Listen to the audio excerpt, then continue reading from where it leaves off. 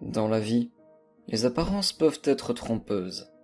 Entre ce que les gens laissent transparaître et le réel, il y a parfois un voile de secret, voire même des mensonges. Un couple mène une petite vie paisible. En effet, Alana et Nathan Rollins vivent en harmonie. Nathan, un riche et puissant homme d'affaires, travaille dans sa propre société qu'il a héritée de son père. C'est aussi un grand ami du maire, ainsi que pas mal de gens influents. Anna, quant à elle, travaille dans une banque. Le couple parfait aux yeux de tous. Mais les failles de celui-ci sont basées sur les mensonges, la rancœur, et dans lequel la violence est bien présente au sein du couple, cachée du regard de tous. Une fois de plus, une énième dispute éclate. Il bat de nouveau sa femme, en s'arrangeant pour ne laisser aucune trace. Et même si Alana porte les traces de coups, son mari la force à dire que ce ne sont qu'accidents, qu'elle est maladroite. Mais, après cette forte dispute, Nathan prend un virage à 180 degrés dans sa vie. Il décide d'engager un tueur à gages pour éliminer sa femme, qu'il déteste au plus haut point. Et pour ce travail, il prend contact avec Jeffrey Reese, le meilleur dans son domaine. Jeffrey dit alors à Nathan que cela ne va pas se faire du jour au lendemain. En effet, pour un travail propre, il doit en apprendre plus sur sa victime, ses déplacements, les heures, et enfin, prendre des informations importantes avant d'intervenir. Car Jeffrey préfère que ces meurtres passent pour des accidents ou des suicides. Faites comme bon vous semble. Tant que cette garce crève, moi ça me va comme ça. Très bien, monsieur. Ça sera fait. Les deux hommes se mettent d'accord pour le prix. Jeffrey reçoit la moitié immédiatement, et le reste une fois le contrat exécuté. Nathan lui donne également une photo récente de sa femme. Puis, c'est ainsi que reprit le cours de la vie pour tous. À un détail près. L'une de ces vies ne sera bientôt plus qu'un souvenir. Jeffrey commence son travail d'investigation dès le lendemain. Il suit Alana discrètement toute la journée, notant tous ses déplacements, les endroits où elle se rend, les heures. Toute information est prise. Il ne laisse rien au hasard. Jeffrey sait par exemple que tous les matins, Alana va boire un café dans un petit bar sympa. Même son mari ignorait cette information. Enfin, ce n'est pas étonnant, au vu de la nature de leur relation. Jeffrey sait qu'il tuera Alana à son domicile. C'est bien plus pratique ainsi. Il y a mille et une façons de mourir, et de maquiller cela en accident, ou encore en suicide. Un matin, Jeffrey est arrivé un peu avant Alana au bar. Celle-ci commande son café, comme à son habitude, à un détail près. Quand Alana voulut rejoindre sa table, elle a croisé une amie à elle, qui se trouvait debout juste à côté de Jeffrey. Les deux femmes ont entamé une petite discussion, puis sont reparties chacune de leur côté. Jeffrey, qui, lui, tenait sa tasse de café en main, ne regardait pas Alana, afin de ne pas se faire repérer. Mais, involontairement, elle l'a bousculé, lui renversant ainsi son café. Oh, monsieur, je suis vraiment désolée et terriblement gênée. Ne vous en faites pas, madame. Ce n'est rien. C'est juste un café, vous savez. Non, je suis confuse, vraiment. Laissez-moi vous payer un autre café, vu que j'ai renversé le vôtre. Encore toutes mes excuses. Jeffrey est mis mal à l'aise par la situation. Se faire offrir un café par sa future victime, cela n'est vraiment pas courant. Mais Alana insista tellement qu'il finit par accepter. Elle retourna commander 2 cafés, et elle en donna un à Jeffrey, lui demandant au passage si elle pouvait s'installer à table avec lui. Le malaise s'intensifia encore un peu plus, mais il dut mettre ses sentiments de côté et accepter. Tous les deux discutèrent tranquillement, quand soudain, Alana lui dit « Êtes-vous nouveau dans le quartier? Car je vous vois tous les matins ici. » Jeffrey, qui avait pourtant fait attention de ne pas se faire remarquer, eut soudain un sentiment de légère frayeur qui l'envahit. Oui, C'est ça. J'ai emménagé dans le coin il y a peu. Ah, très bien, alors soyez le bienvenu. Oh, j'ai renversé votre café et nous sommes là à discuter tranquillement. Mais je ne connais même pas votre nom. Moi, je suis Alana Rollins. Jeffrey hésita à donner son vrai nom, mais étant donné la future mort très prochaine de sa victime, il pouvait bien lui révéler cette information. Ah, enchanté. Moi je suis Jeffrey Reese. Enchanté, Jeffrey. Ils discutèrent un petit temps, mais au bout d'un moment, Alana lui dit qu'elle devait aller travailler. Cependant, vu qu'il venait tous les matins, ils se verraient le lendemain. Les journées se passèrent comme d'habitude. Alana et Jeffrey se retrouvaient au bar le matin pour discuter. C'était devenu une petite routine pour eux.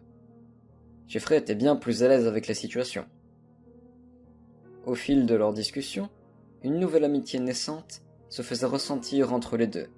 Mais Jeffrey savait bien rester calme et stoïque face à une telle situation. Il avait bien conscience, et n'avait pas oublié, que son travail était de la tuer. Il jouait son rôle à la perfection, même si malgré tout, il ressentait bien une petite attirance pour cette femme. Mais un soir, Alana était rentrée chez elle. Son mari, lui, n'était pas encore là. En attendant, elle décida de préparer le repas. Mais lorsque Nathan est rentré, il était saoul, ivre de rage. Elle savait bien qu'il ne valait mieux rien dire lorsque cela se produisait. Un simple bonsoir et le prévenir que le dîner était prêt. Nathan était allé prendre une douche avant le repas, forçant ainsi Alana à lui faire réchauffer. Ils se sont tous les deux mis à table. Alana évitait au maximum de parler, se contentant juste de répondre aux questions posées par son mari. T'as passé une bonne journée? Ne lui laissant même pas le temps de répondre, il a enchaîné aussitôt. Moi j'ai passé une journée de merde au boulot. Je suis désolée de l'apprendre. T'es désolé de l'apprendre, vraiment. Même pas un mon chéri ou un mot tendre pour ton cher mari qui se crève le cul au boulot. Mais dis-moi, toi, à part te baiser, faire à bouffer et être à mes côtés lors des sorties, tu sers à quoi en fait? Tu n'es même pas fichu d'avoir un mot tendre pour moi, espèce d'ingrate. Pardon, mon chéri, je ne recommencerai pas. Elle essayait tant bien que mal d'éviter une nouvelle dispute, qui, au vu de l'état de Nathan, engendrerait très certainement des coups violents de sa part. Mais Nathan, quant à lui, cherchait la confrontation. Est-ce que tu m'aimes? Oui, bien sûr. Nathan lui répondit alors en haussant le ton, en lui hurlant pratiquement dessus. Alors pourquoi tu me le dis pas, espèce de conne? C'est si dur pour toi de me dire je t'aime? Non, je t'aime, Nathan. Mais il se moqua tout simplement d'elle, en répétant sa phrase d'une manière sarcastique. Non, je t'aime, Nathan. C'est tout ce que tu es capable de dire. On en revient à ce que je disais tout à l'heure. Et les mots tendres, ça t'écorcherait la gueule de les dire? Mais merde, j'en ai vraiment marre de toi. Bordel, qu'est-ce que tu peux être conne? C'est pas possible. Alana ne voulait pas rentrer dans son jeu. Alors elle s'est contentée de répondre aux attentes de son mari. Et même si cette situation la désolait, elle savait qu'elle devait se plier aux exigences de celui-ci pour éviter les coups, même s'il ne s'agissait de rien d'autre qu'une perte de temps. Je t'aime, mon amour. C'est alors qu'il s'est levé pour la gifler, en lui disant « Ouais, c'est ça, tu m'aimes. Mais il faut quand même que je te le dise, bordel. Pour les mots tendres. Alors que ça devrait venir de toi. Mais qu'est-ce que tu attends de moi exactement, hein? Je suis une épouse modèle. Je ne fais rien de mal. Mais tu as toujours quelque chose à me reprocher. Je ne sais plus quoi faire. Je suis ta femme, merde, à la fin. Je ne suis pas ta chienne. Si tu veux divorcer, alors fais-le. Mais arrête de me faire souffrir autant, juste par plaisir. » Mais lorsque Nathan entend le mot divorcer, ça le met dans une rage folle. Et il lui a alors répondu d'un ton sarcastique et purement méchant. Attends, répète-moi ça. J'ai pas bien entendu là. Toi, tu me parles de divorce? Mais jamais je te donnerai ce plaisir, ma chérie. Car je t'aime et qu'en plus, sans moi, tu ne serais rien du tout. Juste une traînée parmi tant d'autres. Et entre nous, tu es ma femme. Et tu fais ce que je te dis. Et c'est tout. Et ne t'avise jamais de demander le divorce. Car ça n'arrivera pas. Je préfère encore que tu meurs plutôt que de divorcer. Après cela, Il l'a battue pendant de longues minutes qui lui ont semblé interminables. Tu es un monstre ignoble et sans cœur, tu le sais ça? Préférer voir sa femme morte plutôt que divorcer, c'est monstrueux. Et je n'ai pas besoin de toi pour réussir ma vie. La preuve, avant de te rencontrer, j'avais déjà fait ma place. Et j'étais libre, mais depuis que je suis avec toi, je perds peu à peu cette liberté à laquelle j'ai droit. Mais arrête un peu de te plaindre. Tu ne fais pas le poids face à moi, ok? Et tu ne le feras jamais. Alors reste à ta place de bonne femme et ferme-la. Et tant que t'y es demain, t'as intérêt à dire que tu t'es pris une porte ou autre chose. Car avec ce que je t'ai mis, tu seras sûrement marqué. Mais bien sûr que tu vas dire ça, mon amour. Comme d'habitude, tu le fais si bien d'ailleurs.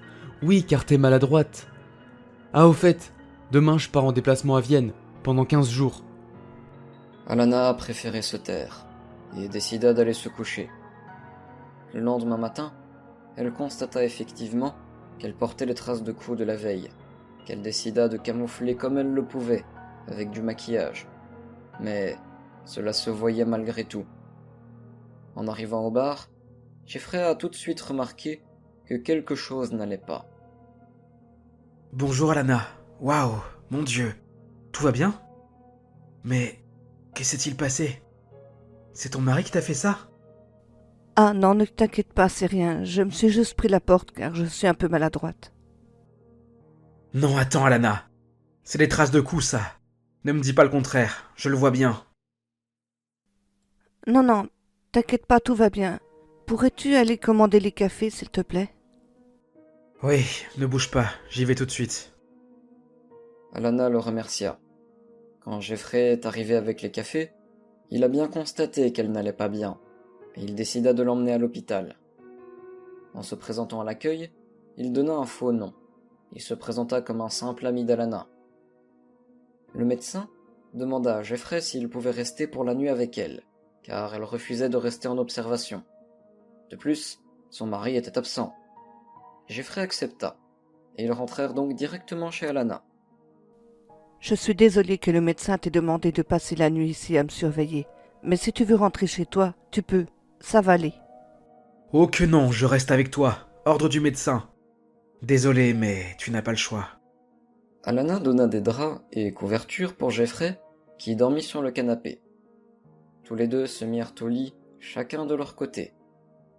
Jeffrey se mit alors à penser à Alana en se disant « Être dans la maison d'une si jolie femme et ne rien pouvoir faire avec, c'est triste. Mais bon, c'est peut-être mieux comme ça. » Mais Alana se leva pour prendre un verre d'eau dans la cuisine. Jeffrey, ayant entendu du bruit, se leva à son tour et se dirigea vers la cuisine. Il s'approcha alors d'elle en lui disant « Tout va bien, Alana ?» Elle répondit par l'affirmative. Jeffrey prit un verre d'eau à son tour. Puis, leurs regards se croisèrent. Jeffrey s'approchait alors doucement d'Alana et lui caressa le visage. « Mais comment un homme peut frapper une si jolie femme que toi et abîmer ainsi ce si beau visage ?» Il l'embrassa tendrement. Elle ne le repoussait même pas. Après tout, un peu de tendresse dans sa vie ne pouvait pas faire de mal. Ils discutèrent un peu, puis retournèrent au lit. Mais cette fois-ci, ensemble, dans la chambre d'Alana. Ils firent l'amour passionnément. Puis ils décidèrent de dormir un peu. Mais Jeffrey se souvenait qu'il venait de coucher avec sa future victime. Bon, le plaisir avant le meurtre n'est pas incompatible après tout. Le lendemain, ils échangèrent leurs numéros de téléphone. Puis Jeffrey quitta sans se faire remarquer le domicile d'Alana, en lui disant On se retrouve au bar tout à l'heure, comme d'habitude. Oui, bien sûr. Oh, Jeffrey, merci d'avoir passé la nuit à mes côtés. Et merci de m'avoir redonné espoir. Sur l'instant, Jeffrey se fit la réflexion qu'elle n'était pas du tout le monstre que son mari lui a décrit. Mais son travail était de l'assassiner. C'était un contrat qu'il devait honorer. Ils se retrouvèrent au bar comme prévu. Ils discutaient comme si de rien n'était. Il fallait que personne ne sache que Jeffrey avait passé la nuit chez elle. Alana partit donc travailler. Mais Jeffrey, lui, de son côté, ne cessait de penser à elle. Il voulait à tout prix la revoir. Dans l'après-midi, il l'appela pour lui proposer de dîner avec lui. Alana, c'est moi. Je voulais savoir si tu voulais dîner avec moi ce soir. Oui, pas de souci, avec plaisir. Ok, je passe te prendre à ton travail à 18h30. Ça nous permettra de se balader un peu avant le dîner. Oh, désolé, je dois te laisser. À tout à l'heure. Puis il raccrocha. Mais soudainement, Alana réalisa qu'elle ne lui avait pas dit où elle travaillait. Elle voulut le rappeler, mais un collègue vint la chercher pour une réunion en urgence. Il était alors 18h30 quand elle quitta son travail. Elle décida alors d'appeler Jeffrey, pour lui dire où se trouvait son lieu de travail. Mais il la surprit en arrivant par derrière. Oh mon Dieu, tu m'as fait peur. Je suis désolé, ce n'était pas mon intention. On y va? Dis-moi, comment tu savais où je travaillais et à quelle heure je finissais?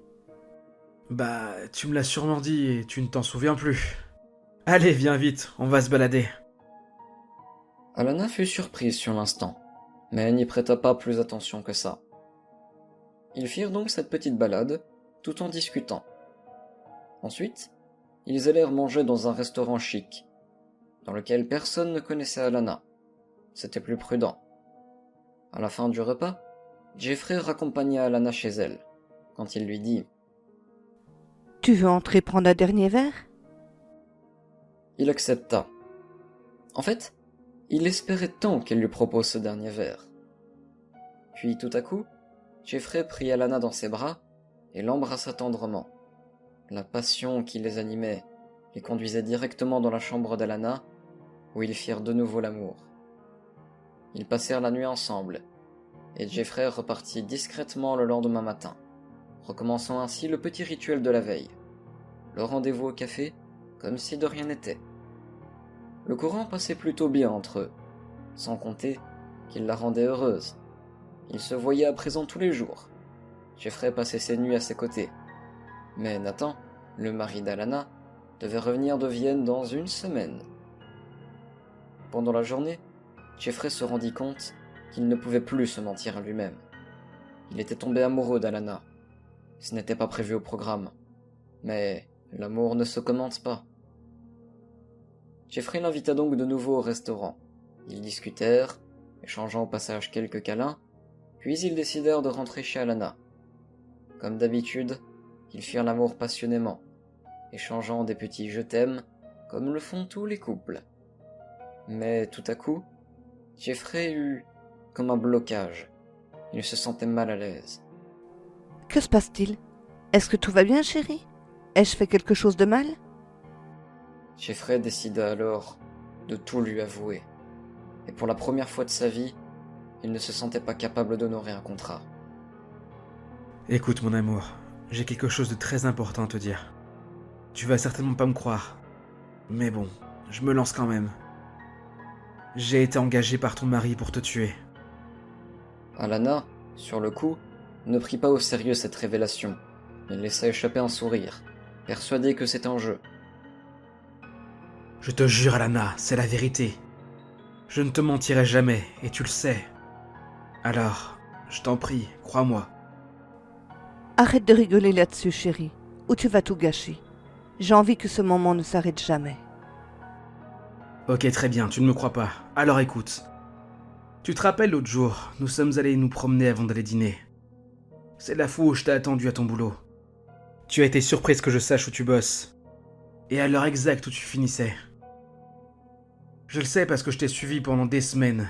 J'allais au bar le matin, car je savais que tu t'y rendais tous les jours. Puis il y a eu la rencontre avec ton ami. Tu t'en souviens maintenant?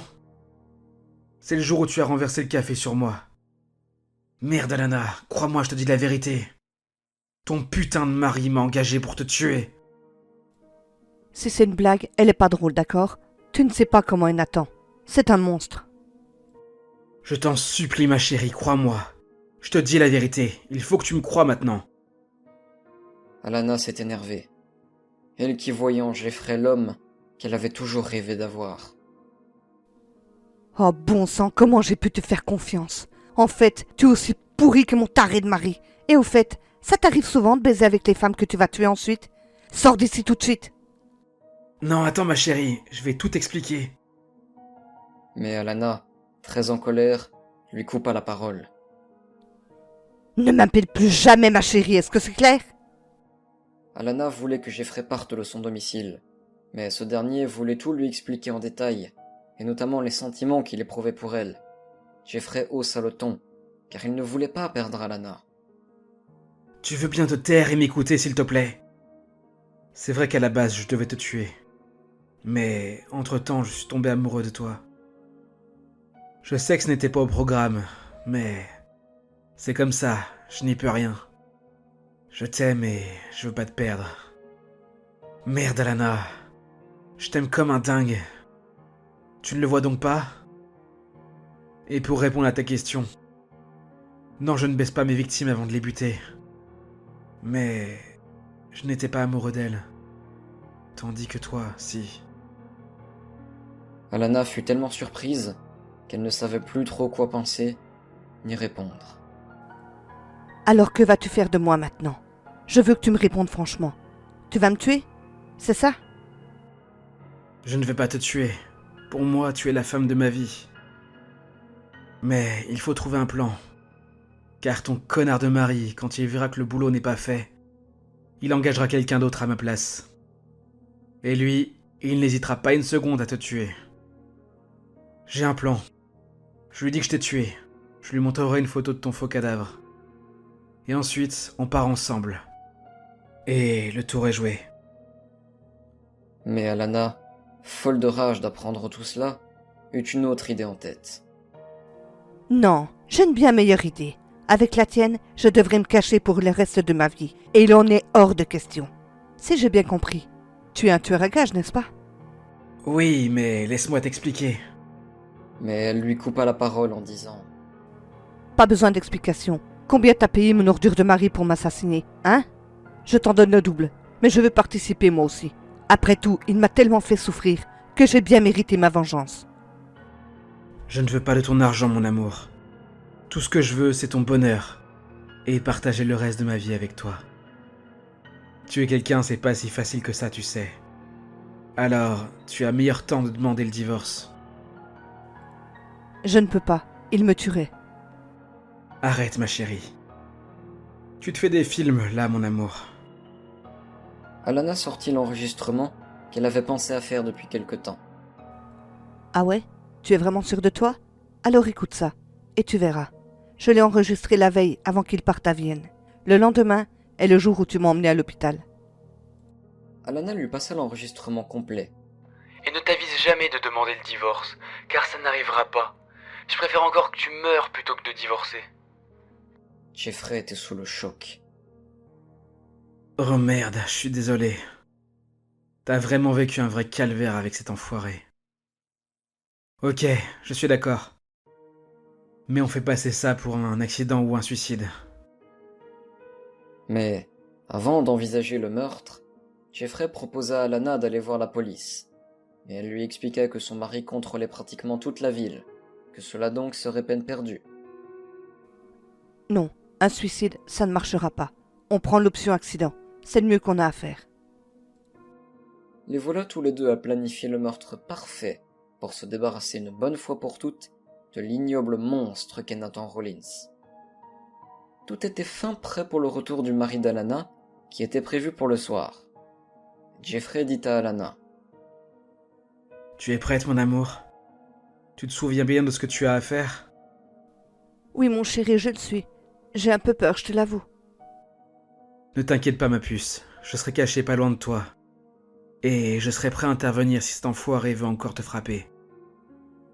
Ensuite, on continuera de se voir, style, en amitié. Et après, à nous la belle vie. Je t'aime tellement, ma chérie, si tu savais. Moi aussi, je t'aime, mon amour. Reste bien caché. Vivement que toute cette histoire soit derrière nous. Merde, le voilà qui arrive. Tiens-toi prêt, bébé, ça va être à nous de jouer. Alana, t'es là, je suis rentré. Oui, mon cœur, je suis là. Comment s'est passé ton voyage? Mon cœur, bah dis donc. Je n'avais pas le droit à ça avant. Ça fait plaisir. Bon, serre-moi un scotch sans glace. Alana le servit, en n'oubliant pas d'ajouter discrètement dans son verre un produit anesthésiant indétectable au cas où une autopsie serait demandée. Voilà ton verre, chérie. Alana agissait comme si de rien n'était.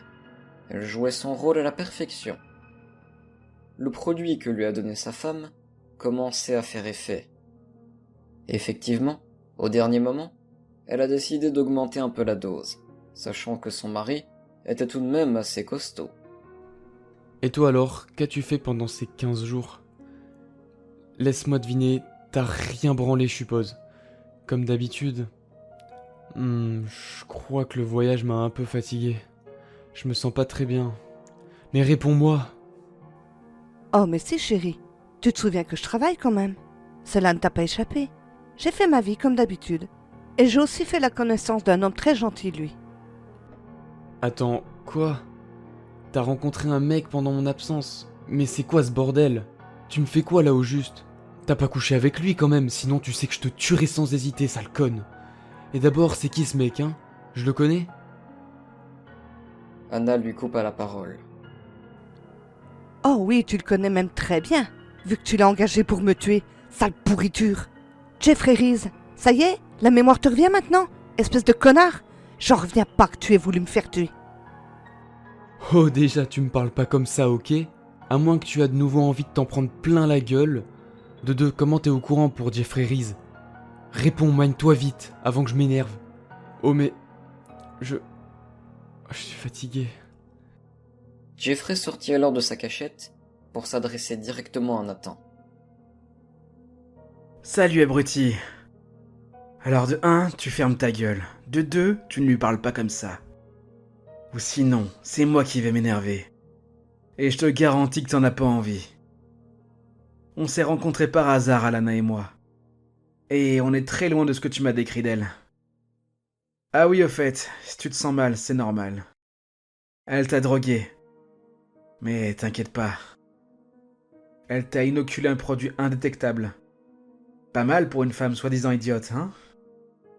Jeffrey s'approcha d'Alana en l'embrassant et lui dit « Ça va ma chérie? T'inquiète pas, tu ne crains plus rien maintenant. Oui, ça va, mon amour. Ma chérie, mon amour, mais c'est quoi ce bordel au juste? Je t'avais dit de la buter, pas de te la faire. C'est ma femme après tout, sale con. Ta femme, vraiment. Pourtant, c'est ta chère et tendre épouse que tu voulais que je tue. Mais j'ai une petite info. C'est toi qui vas mourir, et de sa propre main en plus. Moi, je serai juste là pour regarder et lui donner un coup de main. Bon, je pense que je vais laisser la place à ma chérie maintenant. Bon courage, salaud. » Alana commença par frapper son mari, mais de manière à ne laisser aucune trace. Jeffrey lui avait dit où et comment frapper de manière la plus douloureuse possible.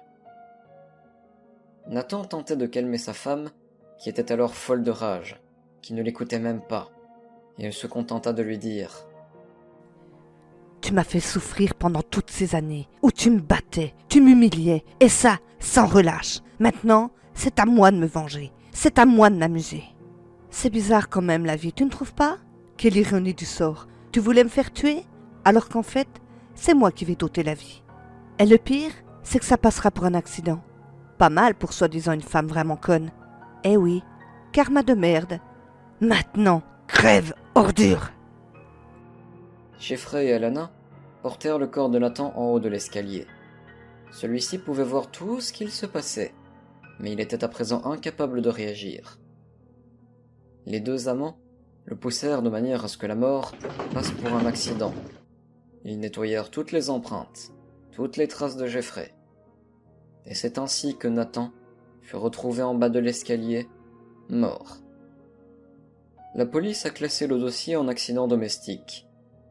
Quelques jours après, Alana et Jeffrey se retrouvèrent enfin. Ils agissaient comme s'ils étaient de simples amis, mais quelque temps plus tard, ils se marièrent. C'est ainsi que la vie d'Alana s'est transformée en conte de fées après avoir vécu l'enfer.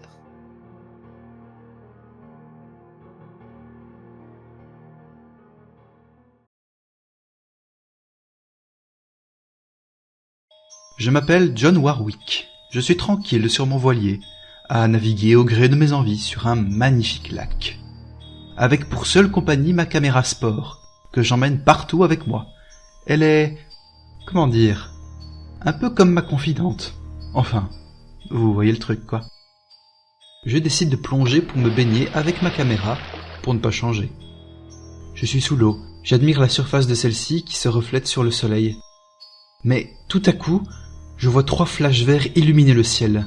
Je remonte sur le bateau. Et tout à coup, je vois un avion se cracher non loin de ma position. J'appelle alors le 911, mais personne ne répond. Bizarre. Je recompose le numéro, et pareil, aucune réponse. Pire, après plusieurs appels, un répondeur me dit que ce numéro n'était plus attribué. Je décide d'aller leur porter secours moi-même, mais un avion grande ligne cette fois vient de tomber ici, pas loin de moi. Merde, mais que se passe-t-il encore? Quand je rentre à quai, je déambule dans une ville totalement morte. Plus un seul habitant. Tout ce qui reste d'eux sont les vêtements et les affaires qu'ils portaient lors de leur disparition. Donc voilà, on est le lundi 29 avril 2024, il est 14 heures, ça fait un peu plus d'une journée que l'espèce humaine a été balayée de la surface de la Terre. J'ai vérifié les abris atomiques, les églises, et donc il semble qu'à peu près tout le monde a été vaporisé suite au triple flash vert, à une heure où les gens normaux ne sont pas supposés être sous l'eau. J'entre dans une maison. Bon, chers éventuels téléspectateurs, j'ai trouvé à manger et à boire. Donc il semblerait que les modalités de survie soient tout à fait acceptables, dira-t-on. L'électricité fonctionne encore, et il y a toujours l'eau courante. Et je dois dire que je voyais la fin du monde un peu plus agitée que ça. C'est d'ailleurs regrettable pour tous ceux qui espéraient des courses-poursuites avec des zombies, ou des pluies de météorites, ou je ne sais quoi d'autre. Mais là, les choses s'annoncent plutôt peinard. Je lis un journal. La centrale à fusion polarisée baptisée Alarana est à nouveau au centre des débats. Démarrée la semaine dernière pour une deuxième série de tests, elle est toujours critiquée par certains, qui n'y voient ni plus ni moins le moyen d'éradiquer l'espèce humaine à tout jamais. Un militant écologiste s'est introduit à maintes reprises dans le périmètre sécurisé de la centrale, prétendant étudier les possibilités de mettre fin à l'espèce humaine, pour sauver la planète. Certains commentateurs pensent que cette déclaration est destinée à faire le buzz, pour mettre le doigt sur la dangerosité de cette technologie. En effet, l'utilisation de champs magnétiques sur du plasma radioactif serait un système très puissant et instable. En comparaison, certains n'hésitent pas à parler d'une sorte d'irruption solaire, qui mettrait rapidement fin à l'humanité. Le professeur Oxford de l'université de Neuchâtel tient des propos rassurants. Selon lui, le risque d'accident est largement surestimé. Bla bla bla. Je cherche les coordonnées du prof. Alors, professeur Oxford, professeur en physique nucléaire, adresse... Ok, bon, je vais directement aller jeter un œil sur place. Je reprends le voilier pour me rendre chez le prof en question. Je tombe sur une petite île et je me déplace doucement, car j'entends des voix humaines. Quand je m'enfonce un peu plus dans l'île, je tombe sur des survivants. Mais là, j'entends des mecs bourrés se tirer dessus. Je me barre à toute vitesse. Sur une petite route qui borde la plage, j'arrive enfin dans le village où habite le prof. J'entre dans sa maison, puis je commence à chercher plus d'infos sur la situation actuelle. Alors, monsieur Oxford, qu'est-ce que vous cachez d'intéressant? Je constate qu'il n'y a plus d'électricité, mais l'eau courante fonctionne toujours. Je tombe sur une carte qu'il semble avoir écrite pour sa femme, Sadie. Ma chérie, tu m'excuseras de ne pas t'avoir écrit jusqu'ici, mais j'étais très occupé à essayer de convaincre ces chercheurs d'acheter une licence civile de notre technologie. Mais ils n'ont cessé de me dire que le risque était trop grand, et je dois dire qu'ils étaient assez convaincants. Maintenant, je m'inquiète pour toi. Toi qui vis à tout juste 150 km de notre prototype. Emmène ta mère. Je vous offre les billets d'avion pour l'endroit qu'il vous plaira, pourvu qu'il soit des milliers de kilomètres de la maison, en espérant que cela soit suffisant. Je tombe sur les documents qui m'intéressent enfin. Ça dit Possible de la fusion polarisée. Alors la production d'énergie est un aspect critique de notre société, et 80% de la production peut être qualifiée de sale. est franchement polluante. Il devient vital de prendre un tournant radical et d'investir de longs moyens. Bla bla bla. Je prends un autre document qui dit Oxford, responsable du projet à la Rana. Ok, je prends les documents avec moi. J'enregistre le message sur ma caméra. Le lundi 27 avril 2024, à 12h02, heure de Paris. L'espèce humaine s'évapore de la surface terrestre dans un triple flash vert. Les autres espèces animales semblent quant à elles avoir réussi à s'en sortir, de même que quelques chanceux, dont je fais partie. Et me voilà donc en mesure de rédiger ce témoignage. Je pourrais bien sûr profiter de la situation pour faire des tas de choses plus amusantes, comme par exemple rouler comme un débile avec les voitures les plus puissantes que je puisse trouver, ou encore me baigner dans un jacuzzi rempli de champagne. Mais non, moi je suis le type qui va comprendre ce qu'il s'est passé, et qui va compiler ses découvertes par écrit. Parce que je doute que d'autres survivants, avec leur QI d'amphibien primitif, soient en mesure d'accomplir ce travail. D'ailleurs, je suis déjà sur une piste. En fouillant dans les poubelles, oui, je sais, pas très glamour, mais bon. Je tombe sur un espèce de journal qui dit Tout ce que vous avez toujours voulu savoir sur la fusion polarisée. La fusion polarisée produit une quantité inimaginable d'énergie, sans dégager de pollution. Température de plus de 2 milliards de degrés. La centrale est installée au milieu du lieu dit Le Creusot, près du lac d'Aiguebelette, qui se situe dans l'avant-pays savoyard. C'est le domicile secondaire d'Oxford. Ah bah putain, c'est pas trop tôt? Ok, je prends la carte et je fais mon tracé pour me rendre sur place. J'écris sur mon bloc-notes. Aujourd'hui, jeudi 2 mai 2024, j'ai trouvé des informations au sujet d'une centrale nucléaire expérimentale de nouvelle génération, dite à fusion polarisée, située non loin de l'ancienne cité romaine du Creusot en Savoie. Il semble que même un principal responsable du projet commençait à y voir un danger pour l'humanité. Je ne suis pas encore très au clair sur le sujet. Je pense que je vais partir voir ça de plus près. Et je vous donnerai de plus amples informations. Mais tout à coup, j'entends des voix dans la rue. C'est sans nul doute les types bourrés de l'autre jour. J'entends un prénom, David visiblement. Ils sont encore en train de s'engueuler et de tirer des coups de feu. Alors il y a David qui est tout le temps bourré. Et ses potes, un peu plus nets, mais pas forcément plus intelligents, qui veulent aller faire un karting. Le problème est que David est plutôt motivé pour un paintball. Mais je crois qu'ils vont plutôt rester ici à décuver et à se taper dessus cette bande d'imbéciles heureux. Et donc je suis définitivement incapable de trouver que la disparition de mon espèce puisse être une mauvaise chose. Ça fait quand même une sacrée bande de débiles en moins. Et comme ils devaient tous finir par crever un jour, autant que ça soit fait rapidement et sans souffrance. Je les imaginais en train de crever de faim et de poster leur longue agonie jusqu'à la fin, grâce à leur téléphone portable, plus intelligent qu'eux. Non, vraiment, c'est bien de ne pas en être arrivé là. Je laisse la nuit passer. Je reste prudent. Le lendemain, je prends une douche, puis je me fais un café. Mais d'un seul coup, j'entends le moteur d'une bagnole. Je décide de m'enfuir, en volant les clés de la voiture d'Oxford. Mais je dois monter à l'étage, car les mecs se sont arrêtés pile devant la maison. Ils entrent dans celle-ci. Visiblement, ils en ont après Oxford. Je réussis à sauter par la fenêtre du premier étage, je prends sa bagnole et je m'enfuis sans demander mon reste. Le véhicule bip sans arrêt, et évidemment, j'ai pas eu le temps d'attacher ma ceinture. Avec ce tas de cons à mes trousses, une fois cela fait, ouf, ça ne bip plus. Je me dirige maintenant vers la Savoie. Et voilà, chers téléspectateurs, comme vous le voyez, je suis en train de rouler pour aller voir de près la centrale à fusion polarisée.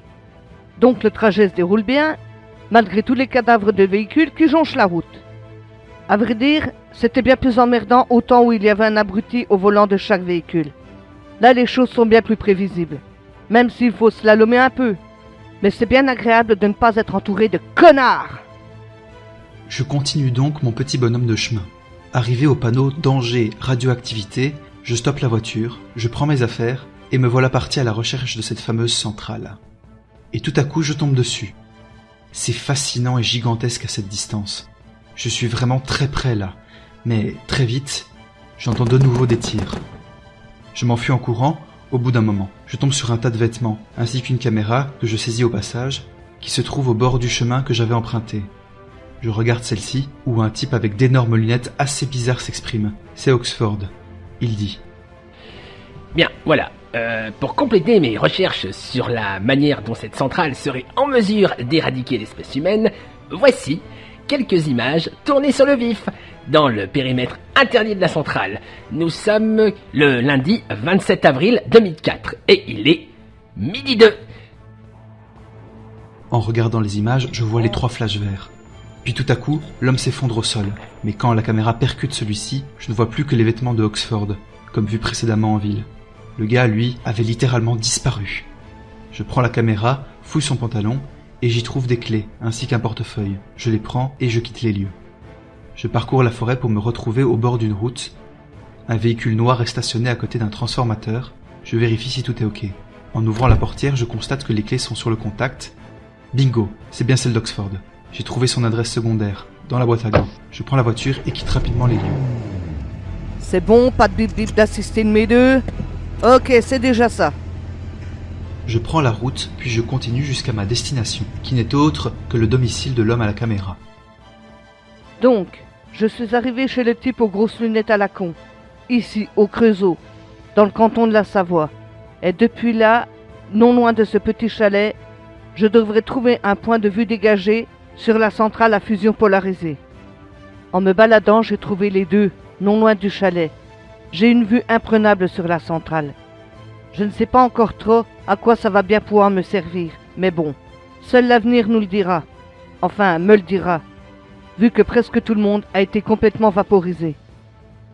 Je suis maintenant sur la montagne qui domine la centrale. Je lis une autre carte qu'Oxford avait écrite à sa femme. Le 26 mars 2024. Ma chérie, si tu lis cette carte, c'est que tu n'as pas encore pris l'avion pour te réfugier sous un ciel moins inquiétant. Je suis retourné au Brésil pour bien comprendre les recherches de mes confrères. Et je crois en effet que nous avons commis une erreur dans le calcul du risque. Comprends-moi bien, le risque d'accident est faible. Mais s'il survient, vous n'aurez pas le temps de prendre la fuite. Bien que vous surviviez sans doute à l'immense explosion qui s'ensuivra, votre agonie sera programmée, lente et douloureuse. Je regarde les vidéos d'Oxford pour en savoir un peu plus sur le sujet. Bien qu'à force de recherches acharnées, je commence à en comprendre les risques. À force de me demander comment la fusion polarisée allait permettre d'éradiquer l'espèce humaine, je me suis dit que, oui, au fond, éradiquer l'espèce humaine, ça serait une bonne idée si on pouvait, d'un coup, comme ça, et pas les animaux. Mais j'ai vite compris que c'était impossible. Quelle espèce de mongol! Donc, notre ami aux grosses lunettes à la con croyait qu'une technologie nouvelle aurait pu être en mesure de faire disparaître l'humanité, mais pas les autres espèces animales. Et je suis bien obligé d'admettre que ce débile mental avait vu juste. Mais pas pour les bonnes raisons, on est d'accord. Parce que la centrale à fusion polarisée, avec sa mort lente et douloureuse, n'est de toute évidence pas impliquée dans l'événement du 27 avril.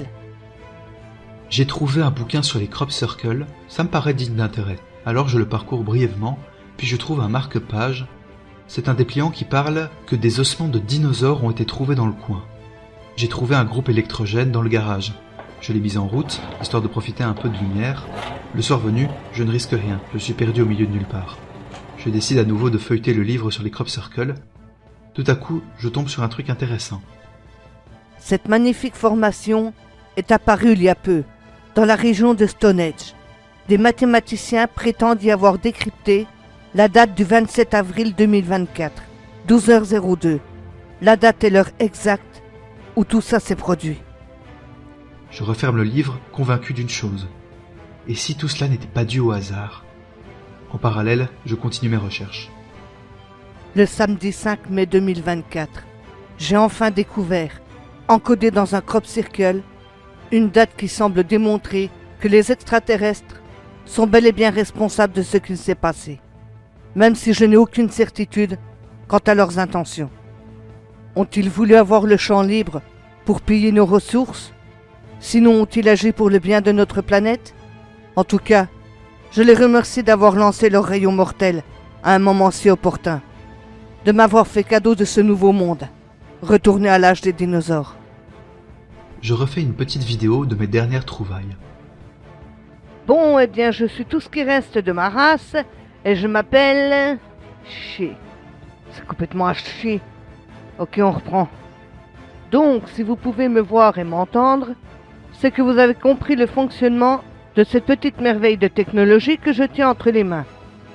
Ça vous donnera une petite idée de ce que mon espèce a pu accomplir jusqu'à maintenant. À savoir, jusqu'à ce que vous ayez décidé de l'éradiquer avec votre rayon vert. Mais au fond, c'est juste un petit gadget complètement inutile. Donc je comprends bien que vous l'ayez fait éradiquer comme ça. Cette bande de guignols sans cervelle. Je crois que si j'avais eu les moyens, je l'aurais fait aussi. Donc voilà, simplement, si vous pouvez me laisser quelques patates, je pense qu'on va bien s'entendre. Je prends un autre livre que je parcours pour passer le temps entre mes recherches. Mais je me sens pas très en forme ces temps-ci. Espérons que ça passe rapidement. Projet Banane. Le but de ce projet est de rejoindre les pays du Sud, afin de profiter des meilleures possibilités de survie au chaud, avec des stocks de bananes à profusion, en Afrique ou en Amérique du Sud. L'Afrique ayant le défaut d'entraîner le plus fort risque de paludisme, mais présentant aussi l'avantage, comme les Africains ne savent pas nager, de ne pas risquer de rencontrer des survivants. Donc moins de risque de se faire emmerder. Cela dit, je peux éviter les mauvaises rencontres en élisant domicile sur un grand voilier, avec des baleines, pour seule compagnie, en espérant que ces animaux immenses et fascinants puissent encore se remettre de toute la connerie des hommes. Je réécoute une partie de la vidéo d'Oxford. Alors voilà, chers amis, depuis le temps que je m'intéresse à la fusion polarisée, j'ai fini par comprendre quelque chose de très important. Vous savez que nos dirigeants ont développé leur arsenal nucléaire depuis la découverte d'une menace extraterrestre dans les années 50. Eh bien, j'ai découvert en plus que toutes les centrales nucléaires servaient à rendre la Terre inhabitable pour tout envahisseur. Et un brin trop brutal. En d'autres termes, notre planète est aujourd'hui piégée afin de dissuader nos ennemis de nous balayer d'un revers de la main. Quoi ? À force de me demander comment la fusion polarisée allait permettre d'éradiquer l'espèce humaine, je me suis dit que, oui, au fond, éradiquer l'espèce humaine, ça serait une bonne idée si on pouvait d'un coup, comme ça, et pas les animaux. Mais j'ai vite compris que c'était impossible. En effet, ce que le schéma apocalyptique ne nous dit pas, c'est que près de 500 réacteurs nucléaires resteraient à l'abandon aux quatre coins du globe et finiraient par laisser fuir des quantités immenses de radioactivité dans l'air, condamnant toute forme de vie à moyen terme. C'est écrit dans mon livre, donc voilà, tant pis, il ne me reste plus qu'à aller filmer des insectes dans mon jardin. Je reprends immédiatement le livre d'Oxford pour m'assurer qu'ils disent vrai. Si les humains cesseraient de maintenir leur centrale, il ne faudrait sans doute pas plus de quelques jours avant que les réacteurs se mettent en mode d'arrêt d'urgence, stoppant la production et la combustion d'énergie. Cela dit, le combustible resterait hautement radioactif durant des siècles, et les fuites toxiques ne mettraient pas plus de quelques jours à se généraliser en contaminant lentement la totalité du globe terrestre. Merde, il disait donc vrai. Je vais donc mourir bêtement et seul au monde. Franchement, je n'envisageais pas ma fin de vie de cette façon. Jeudi 7 mai 2024. Tout est foutu. Bientôt les centrales nucléaires vont commencer à rejeter leur saleté un peu partout. Et ça va faire crever tous les survivants. Parce qu'une bande d'abrutis a décidé de miner notre planète avec des centrales nucléaires. Et donc, contrairement à ce que la science-fiction nous a fait croire, tout espoir de voir notre espèce repartir sur des bases nouvelles après une grande catastrophe est illusoire. Putain, mais c'est pas vrai, quoi. En même temps, j'écoute l'enregistrement de ce taré d'Oxford qui dit « Ah mais attendez, je ne vous ai toujours pas raconté la meilleure. C'est que l'autre jour, j'ai été comme aspiré dans un rayon vert. Et je me suis retrouvé nu sur une planète nouvelle, et respirable en plus. C'est à peine croyable, non? Mais j'ai pu voir aussi à quoi ressemblait un autre système solaire, avec 2 petits soleils, une planète avec une gravité à peine inférieure à celle que nous connaissons ici, car je me sentais d'une grande légèreté, et je m'amusais à sauter le plus haut possible. Quand ils vinrent me chercher, oui, des extraterrestres, hein. J'étais d'ailleurs sur une de leurs planètes, avec beaucoup de nourriture, apparemment, car ils étaient convaincus que l'humanité allait subir une famine catastrophique sur une planète toute pourrie. Et parce qu'ils pensaient aussi que les formes de vie intelligentes étaient bien trop rares pour ne pas mériter une seconde chance, ils étaient donc en train de tester leur système de téléportation par rayon vert sur moi. Et un test réussi apparemment, même s'ils étaient un petit peu désolés de ne pas être parvenus à emporter mes vêtements avec... Et oui, parce que ce que depuis le début j'étais... Non. Quoi? Attendez! J'ai stoppé l'enregistrement pour sortir dehors et hurler à plein poumon. Hé, des extraterrestres! Je suis là! Venez me chercher! À l'aide! Mais rien ne se produit. De mon côté, mon état de santé s'aggrave très rapidement. Tout à coup, alors que j'étais encore couché, je me réveillais à peine, j'ai vu un énorme flash lumineux, suivi d'un souffle si puissant, presque atomique, s'abattre dehors, que ça en a fait tomber une éolienne près du chalet. Quand je suis sorti, pour voir de quoi il retournait, j'ai vu comme un énorme champignon atomique s'abattre sur tout ce qui m'entourait. Un énorme nuage toxique se matérialisait sous mes yeux. Je suis rentré au chalet à toute vitesse. Quant à moi, je me sens de plus en plus mal. Après être sorti, je décide de voir si mon état a quelque chose à voir avec ce qui s'est passé. Je prends les études qu'Oxford a faites à ce sujet. Symptômes. Syndrome d'hydratation. Ouais, oh merde. Ma vision se trouble, bordel. Ok. On continue. Fatigue. Céphalée. Maux de tête. Nausées. Vomissements. Et rougeur de la peau. Quand je regarde mes mains, je constate que ces rougeurs sont bien présentes sur celles-ci. Mais tout à coup, mon état s'aggrave rapidement. Je tombe dans les pommes. Quand je reviens à moi, je finis de lire la longue liste des symptômes qui m'attendent. Alors les symptômes continuent, avec une période de latence de quelques jours à une semaine, durant laquelle le patient recouvre une bonne partie de ses capacités. Puis les symptômes continuent avec une phase aiguë, potentiellement mortelle. Les symptômes pouvant être aussi nausées, vomissements, perte des cheveux et des poils, ulcération, nécrose de la peau, immunodépression, saignement incontrôlé de la bouche, hémorragie interne, diarrhée et déshydratation, douleur thoracique et insuffisance respiratoire. Non traités, ces symptômes mènent rapidement à la mort. Pour faire court, j'en suis à me demander si mettre fin à mes jours moi-même ne serait pas une bonne idée. Au vu des circonstances, en plus, je perds mes cheveux. Mais je n'ai même pas le temps de méditer sur la question, car je tombe une fois de plus dans les pommes. Quand je me réveille de nouveau, je suis si faible que je ne peux même plus bouger. Visiblement, la période de latence est déjà passée en ce qui me concerne. Je suis complètement prisonnier de mon corps, si affaibli que les seuls mouvements que je peux faire, c'est de bouger mes yeux. Par contre, mes pensées, elles vont bon train. Je me refais le scénario de ma mort en boucle, dans ma tête. Encore et encore. J'ai de plus en plus mal à tenir mes yeux ouverts. Je me laisse partir doucement, dans l'inconscience et la mort, qui maintenant n'est plus très loin. Mais je souffre atrocement. Et je ne peux rien faire, ni même crier. Puis tout à coup, c'est le néant, le noir complet.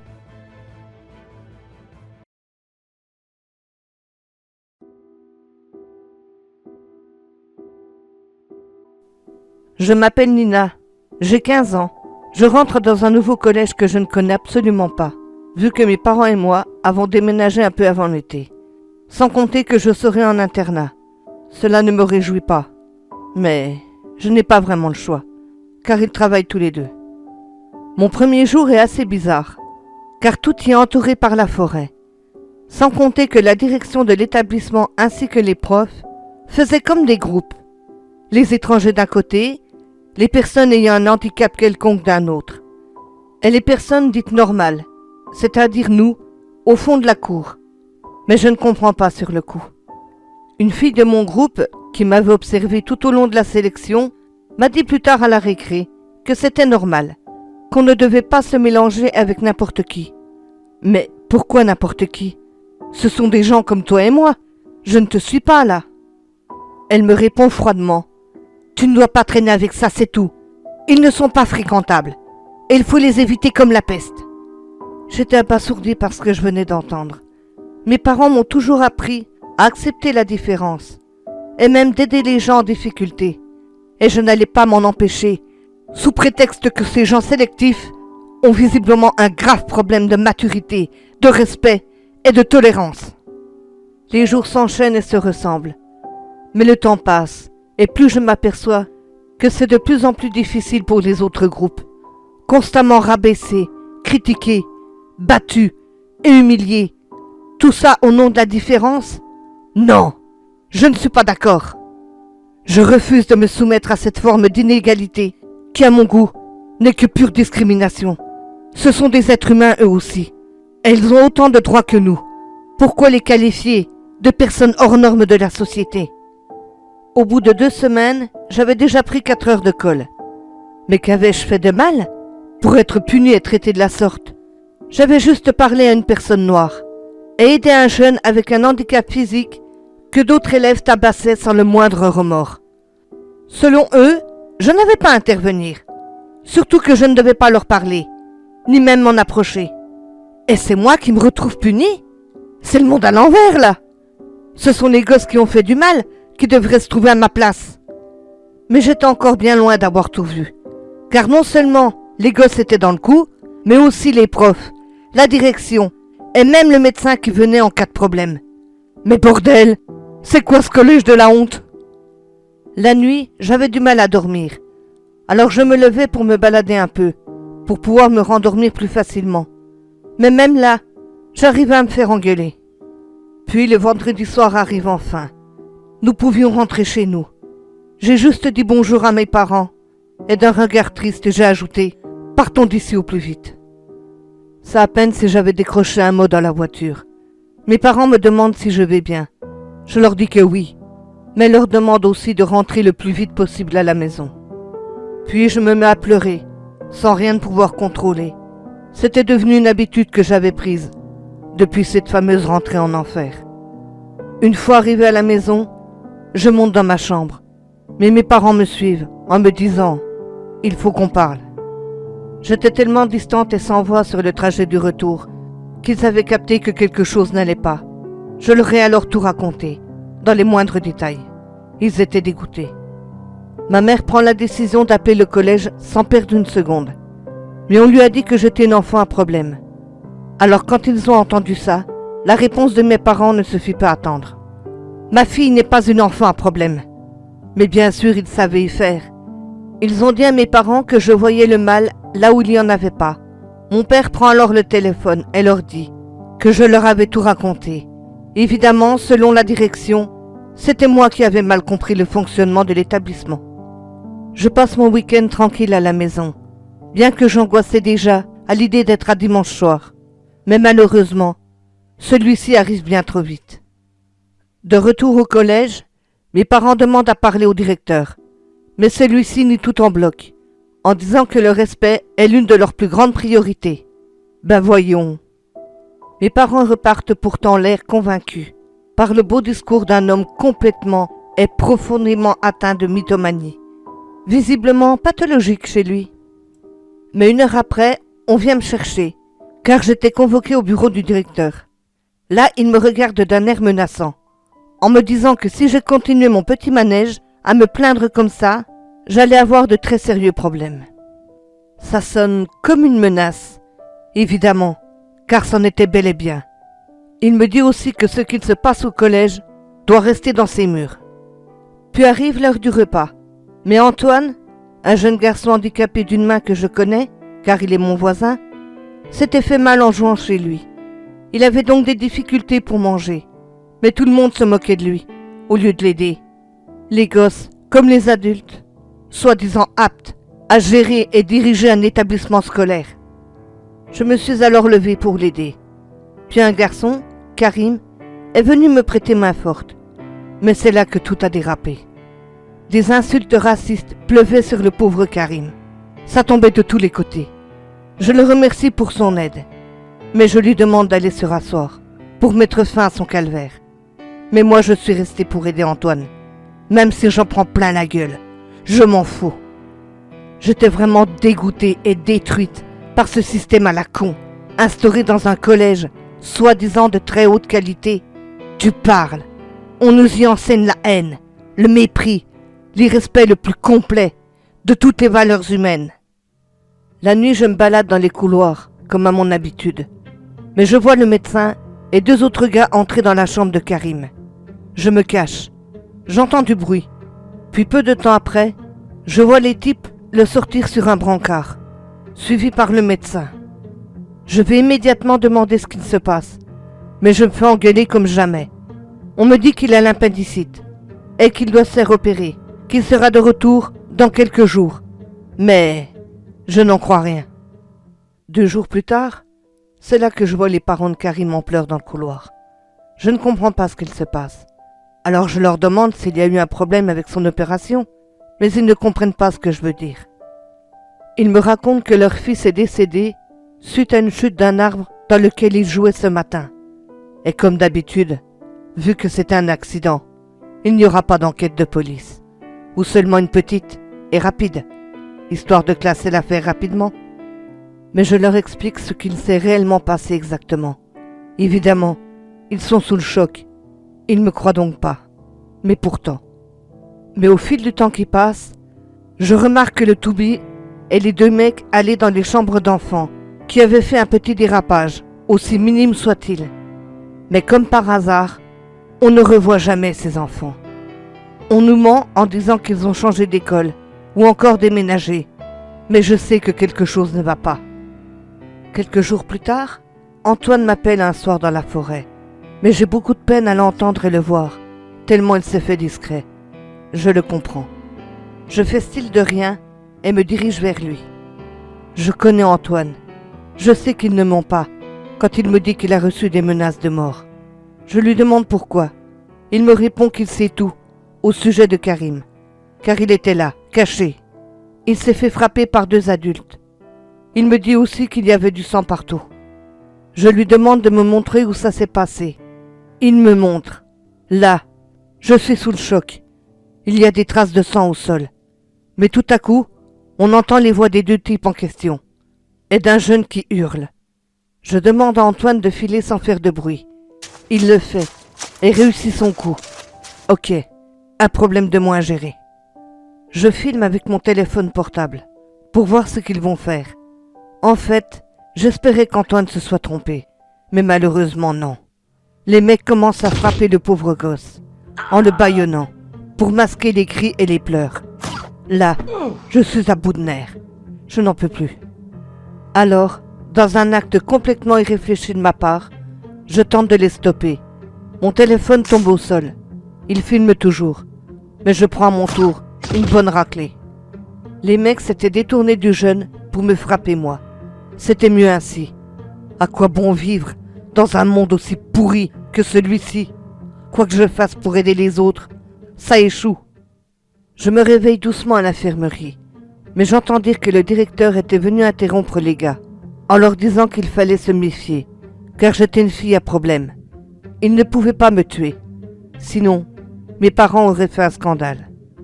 Quelques instants plus tard, on m'explique que j'avais eu un accident dans la forêt, mais bien sûr, comme si j'avais tout oublié. Et pourtant, je décide de jouer cette carte, de celle qui ne se souvient plus de rien. Tout le monde est ravi d'apprendre ça. Tu m'étonnes. Tout à coup, j'aperçois Antoine qui vient boire en cachette. Il me redonne mon portable, en disant que tout avait été filmé. Il me dit aussi qu'il avait entendu dire au détour d'un couloir que ce soir, c'était son tour. Une peur inimaginable m'envahit. Mais je lui dis que je vais me sauver et trouver de l'aide. Je joue les filles conciliantes pour pouvoir mieux les mettre à l'aise et pour me donner une petite longueur d'avance, histoire de mettre mon plan à exécution. Je leur demande à manger, gentiment et poliment. Et comme par le plus grand des hasards, quand on va dans leur sens, ça marche. Je mange pour reprendre des forces et aussi pour leur donner l'impression que j'ai compris. Mais ce que personne ne sait, c'est que j'ai un plan. Mais il faudra que ça marche du premier coup. Sinon, ça sera vraiment foutu. Puis tout à coup, une bagarre éclate dans la cour. Tout le monde y va. C'est la bonne aubaine pour moi. Je m'habille en vitesse et je sors par derrière, sans me faire remarquer. Je cours le plus vite possible, malgré mon état, puis je fais du stop pour aller chez mes parents. Une fois sur place, mes parents se demandent ce que je fais là. Je leur dis qu'il faut que j'aille prévenir les parents d'Antoine, au plus vite, car ce soir, il devait être tué. Évidemment, ils ne me croient pas. Je leur donne alors la vidéo. Je file prévenir les parents d'Antoine. Entre-temps, mon père a appelé la police. Il demande à voir cette vidéo. Je leur donne. Puis je leur explique tout en détail. Ils tombent des nues. Mais ils envoient une unité immédiatement sur les lieux. À leur arrivée, un spectacle d'horreur s'offre à eux. Ils voient Antoine se faire frapper par les deux types. Ils sont immédiatement arrêtés. Antoine fut conduit à l'hôpital. Ses jours ne sont pas en danger. Le collège est fermé sans perdre de temps. Après l'enquête, il fut reconnu que celui-ci n'acceptait pas la moindre différence dans leur établissement. C'est pour ça qu'à leur manière, ils disaient faire de ce monde un monde meilleur. Mais à quel prix? Si une personne vous dit bonjour, répondez-lui, même si elle vous semble différente. Vous ne savez pas ce que cette personne traverse dans sa vie. Alors dites-vous bien qu'un simple bonjour et un sourire ne coûtent rien. Mais par contre, ça peut changer une vie. Alors n'hésitez pas à rendre les gens heureux tout autour de vous. Cela sera bénéfique pour tout le monde. Franchement, on se fout pas mal que ce soit son orientation sexuelle, sa couleur de peau, son handicap, ou même encore toute autre chose. Tout ce qu'il faut savoir, c'est qu'eux aussi ont un cœur. Alors sachons ouvrir le nôtre. La bonté et la gentillesse peuvent changer des vies. Alors ne craignez pas d'être gentil.